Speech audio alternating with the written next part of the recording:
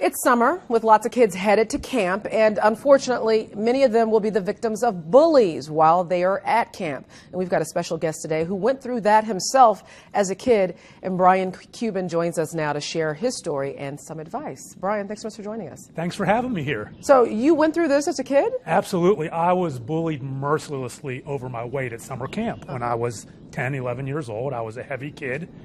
And I would be physically attacked. I would be called fat. I would be called fatso.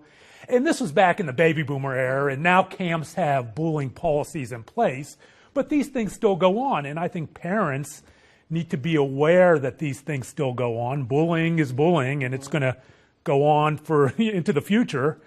And understand what bullying is, understand how to talk to their kids about it, and understand, what the camp environment is.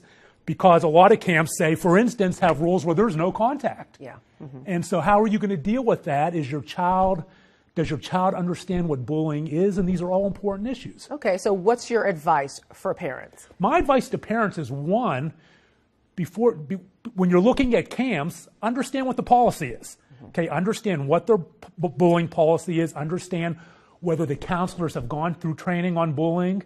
Is it a no tolerance policy? If it is, then we have to be careful what your child thinks bullying is. You have to have a conversation with your child. All right. Well, good advice from a person who's been there. Thanks so much for joining us, Brian Cuban. Thank you. And we'll be right back. Want the chance to experience other